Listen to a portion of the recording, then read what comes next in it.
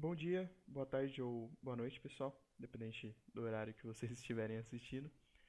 Eu sou o Augusto, a gente vai continuar o curso de Zoologia de vocês. Hoje a aula é sobre artrópodes e uma introdução à Hexápoda, que é um desses grupos que está aí dentro, nesse filo. Vamos lá. Dentro de artrópodes vocês podem encontrar uma grande variedade de bichos, tá?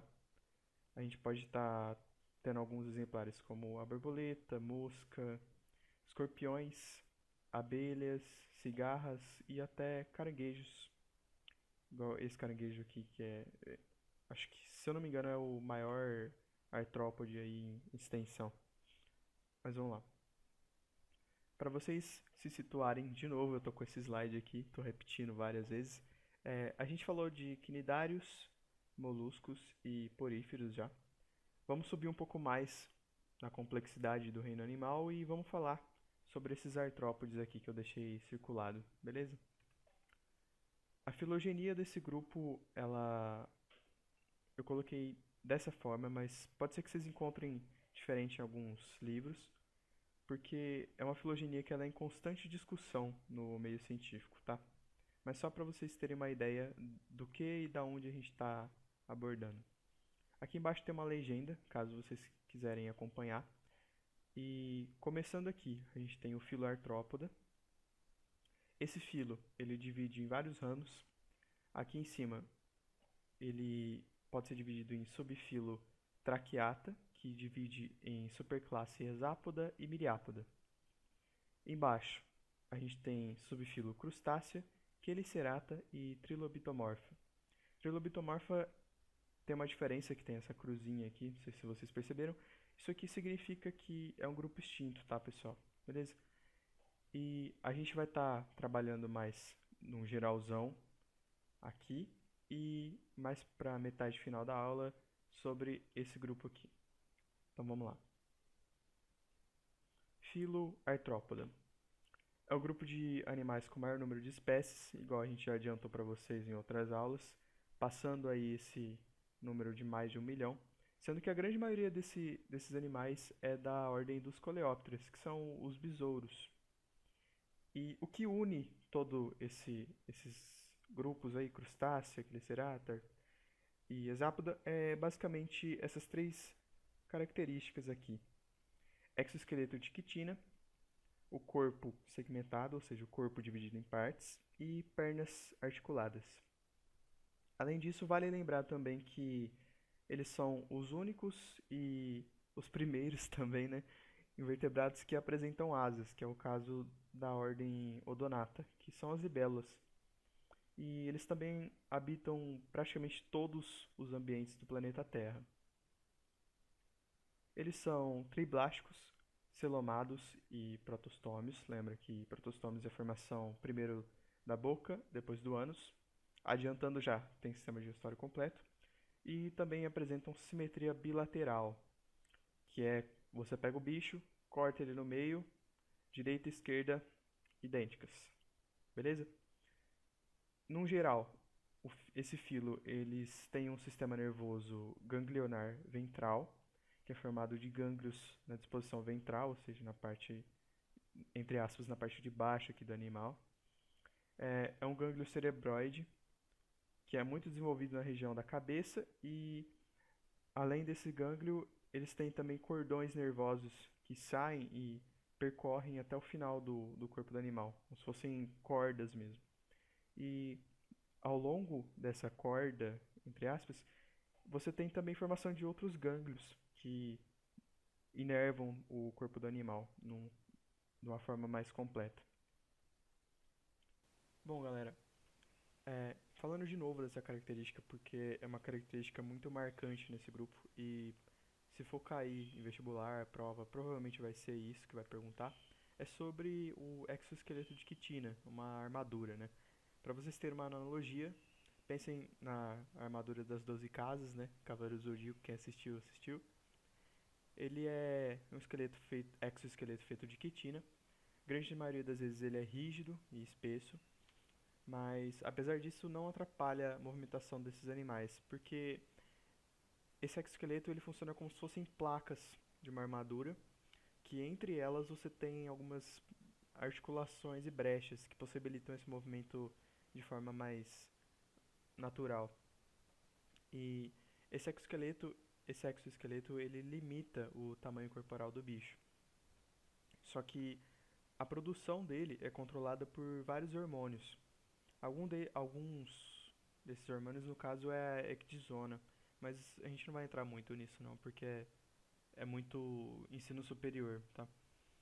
O que acontece é que durante o processo o animal ele nasce com a produção do exoesqueleto baixa, ele está produzindo ainda, tem um crescimento rápido, aí ele sofre a muda, a ecdise, também conhecido por muda, né? E no que ele sofre a muda, ele sai desse exoesqueleto e começa a produzir de novo uma nova armadura. Colocando isso num gráfico, para vocês entenderem melhor, funciona assim. O animal nasce produzindo exoesqueleto, só que ainda é uma produção que está no começo, então não é duro nem espesso. Então ele tem uma fase de crescimento muito rápida. Aí o exoesqueleto ele chega no tchan, no ponto dele, fica top. Aí ele para de crescer, porque ele está limitando, e ele fica lá, dentro da armadura dele. Quando ele precisa crescer de novo, vai acontecer a muda, a ecdise, ou seja, ele vai sair desse exoesqueleto, vai começar a produzir um novo, só que enquanto não está 100% pronto, ele tem uma fase de crescimento muito rápida. E aí isso vai de novo. Tem alguns animais que eles têm limite desse evento, tá? Só que alguns animais também eles não têm limite, que é o caso, por exemplo, desse, desse animal aqui, desse crustáceo. Ele vai fazendo muda o resto da vida dele até ele morrer. E adentrando dentro do. Lembra lá da filogenia? Agora a gente vai entrar na hexápoda. E o que significa hexápoda? Hexápoda, lembra que o Brasil ele não conseguiu o sonho do Hexa em casa, ou seja, perdeu para a Alemanha, muito feio, 7-1, famoso. Então, lembra que são 6. Então, é um bicho que ele vai ter 6 podas de pés. Então, é um bicho que você vai olhar para ele e você vai ver 6 pés, hexápoda. Ele tem mais ou menos essa cara aqui, esse design aqui, que é composto de cabeça, tórax, abdômen. Lembra que exoesqueleto, divisão corporal e pernas articuladas. Então, cabeça, tórax, abdômen, sendo que essas 6 pernas, elas partem do tórax do animal. No caso aqui é uma formiga, a gente está vendo que ela tem uma mandíbula, tá? Antena, aqui ocelos, que são órgãos sensoriais, mas não chegam a formar a imagem, é só como se fosse um receptor de luminosidade. E olho composto, aqui nessa parte aqui do animal, que alguns eles são mais desenvolvidos que os outros animais aí do grupo, mas esses olhos eles são mais para percepção do meio, tá? Não chega a ser uma formação de imagem muito boa, igual que a gente tinha visto em molusco. É, a formiga, ela tinha. Deixa eu voltar aqui só para. A formiga que vocês viram que ela tinha uma mandíbula, só que isso aqui não é geral em todos os animais desse grupo. Eles podem apresentar diversos aparelhos bucais, né? Isso tem a ver tanto com classificação e tal, mas não vamos entrar tanto nessa parte, beleza? A gente pode ter sugador, que é o caso da borboleta, picador do famoso Aedes, né, o pernilongo que tem muito na nossa cidade. A gente pode ter lambedor, sugador, que é um outro tipo de sugador, esse aqui é mais hematófago, né? E também tem mastigador, que é o caso de grilo, gafanhoto, ele comendo a folhinha aqui. Sistema circulatório e excretor desse grupo, eles têm coração localizado dorsalmente. Dorsalmente é, entre aspas, a parte de cima aqui do bicho, tá? E eles têm apenas a artéria aorta, eles não vão apresentar veias, beleza? Eles podem apresentar também corações acessórios, que são corações que funcionam como se fossem bombas, que ajudam a continuar a circulação do sangue, né, da hemolinfa. E esse sangue, ele tem a circulação aberta, porque ele passa pelos vasos, né, pela artéria, e cai nas cavidades do animal. Vale lembrar também que isso é uma característica dos hexápodas, que o sangue ele não circula oxigênio. Ele é responsável, na maioria, de transporte de proteínas e íons, e ácido úrico também. Que já juntando uma coisa com a outra, a excreção ela é feita por túbulo de Malpighi e eles excretam ácido úrico. Ácido úrico é um composto que ele não é muito tóxico e precisa de pouca água para estar conseguindo excretar isso, tá? Então o bicho ele consegue ter uma manutenção aí da água. Beleza, Augusto. Entendi. Só que se esse bicho não transporta oxigênio pela circulação, então como que esse bicho respira? O segredo é isso aqui. Esse bicho, esses hexápodas, eles têm o que a gente chama de sistema respiratório traqueal. É composto de espiráculos, traqueias e ramificações dessas traqueias, tá? Aqui a gente tem um gafanhoto. Na parte do abdômen, ele tem uns orifíciozinhos que a gente chama de espiráculo, tá? Que a gente cortou, aumentou várias vezes. Parede do corpo é a parede do abdômen aqui do animal. E o espiráculo, o que acontece? O oxigênio, ele entra por esse buraquinho e pela traqueia, o que acontece? Ele chega diretamente nas células, ou seja, ele não necessita da circulação. Então, é um sistema que ele faz com que o oxigênio ele entre direto, seja muito mais rápido para a produção de energia, por exemplo. Porque ele vai estar em contato direto com as células, tá? Para vocês pegarem de novo. Entra pelo espiráculo, cai na traqueia, da traqueia cai direto nas células, beleza? Então, se cair alguma questão, alguma coisa assim, lembre que esse grupo aqui, eles têm sistema traqueal, tá? Sistema reprodutor e os tipos de desenvolvimento. Você já deve ter escutado sobre lagarta que está comendo muito a plantação, não sei o que, pupa, crisálida. Bom, como funciona isso? Isso tudo faz parte desse grupo aqui. Esses animais eles são dioicos, com fecundação externa. Dioico é quando você tem macho e fêmea separado. Eles podem apresentar também partenogênese, que é desenvolvimento do óvulo sem a fecundação do macho, que é o caso de algumas abelhas, que vocês já devem ter ouvido falar, algumas abelhas, algumas formigas. E a chave, que vocês devem guardar assim dessa parte de reprodução de hexápodo é o seguinte: você pode ter desenvolvimento ametábulo, hemimetábulo ou holometábulo, ok? O que é isso? Ametábulo é quando você não tem a metamorfose, é um desenvolvimento direto. O bicho se reproduz, coloca o ovo e do ovo nasce o bichão lá parecido com o indivíduo adulto. Só falta ele fazer as mudas, crescendo e tal, aquela coisa toda. Então ele sai meio que pronto. Que é o exemplo das traças. Hemimetábulo é quando essa metamorfose ela é incompleta e acontece o estágio de ninfa, tá, pessoal? Ninfa é como se fosse o bicho, só que ele tem uma coloração diferente do indivíduo adulto, não é maturo sexualmente, e ele também não apresenta asas, tá? Que é o caso de gafanhotos, ou seja, ele vai passar por essa fase de ninfa até ele crescer e sofrendo a maturação sexual para chegar no estágio adulto. E o último, que é o completão, o triplex, é o holometábulo, que é uma metamorfose completa, que é o que vocês estão vendo aqui na imagem da borboleta, que é o estágio de larva, aqui, a pupa e o adulto, ou seja, o animal ele se reproduz, do ovo sai uma larva, que a gente chama comumente de lagarta, a larva come, até ela entrar no estágio de pupa, fica lá paradona, se desenvolvendo, se transformando e sai o bichão bonitão aqui, beleza?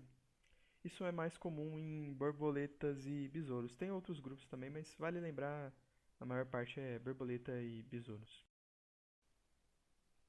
Algumas classificações, só para vocês terem uma noção, não vamos pirar muito nisso aqui não, porque são várias ordens aí, vários grupos, não, não chega a ser tão interessante para vocês na questão de vestibular e provas, mas para vocês terem uma noção e para ajudar também na atividade prática, que a gente vai fazer com vocês semana que vem.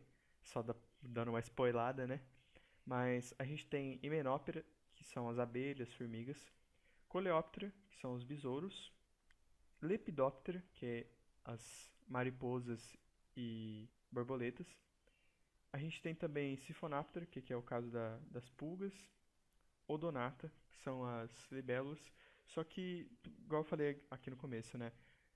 São várias ordens, tá? Então, são muitas classificações aí, mas só para vocês terem uma ideia. Sendo que a maior, igual eu falei no começo da aula, é Coleóptera. Você tem uma diversidade de Coleóptera muito grande. Só para fechar, tá? Lembra que no começo da filogenia a gente tinha lá a separação de traqueata em hexápoda e miriápoda. Se você quiser voltar, aproveita que é vídeo, né? Então, se você quiser voltar, volta lá e, ó, só pra gente conversar um pouquinho sobre, não vamos adentrar muito, porque a gente tá dando maior foco esses três grupos aí. Miriápodas são comumente conhecidos como lacraia e centopeias, tá, galera? São artrópodes, só que, como vocês podem ver, a fragmentação do corpo é diferente do que a gente viu aqui em hexápoda, que a gente tem a cabeça e vários segmentos ao longo do corpo, tá? A principal diferença entre esses miriápodos, no caso a lacraia e a centopeia, é que a lacraia, vocês conseguem ver, ela tem um par de pernas a cada segmento. Ó, um par de perna, um par de perna, um par de perna, um par de perna, um par de perna. Na centopeia não. A centopeia é diferente. Ela tem dois pares de perna a cada segmento. É que é muito par de perna, aí fica meio complicado de ver. Mas se vocês forçarem, ó, dois aqui, dois aqui, dois aqui, dois aqui, dois aqui. Beleza? E trilobitomorfo, só pra falar, é um grupo muito basal desses animais aqui, dos artrópodes. E aqui nessa imagem é uma reconstrução de como seria o ambiente na época desses trilobitas. Se vocês verem, vocês conseguem até, quem lembrou, aqui do lado são outros animais, ó, são as esponjas, que a gente já deu aula para vocês sobre elas. Então, você consegue entender que essa linha temporal é muito grande, né? Mas, num geral, é isso, beleza? As próximas aulas vocês vão ver quelicerados, e aí vocês vão descobrir mais ou menos quais são os integrantes desse grupo. E por essa a gente acaba por aqui, fecha. E fica para vocês as próximas aulas, que é quelicerado e crustáceo, beleza? Então, isso é tudo, pessoal. Espero que vocês tenham gostado. A gente está meio que arriscando esse estilo de aula, então tenho consciência que a gente também pode errar muito durante esse processo, beleza? Falou!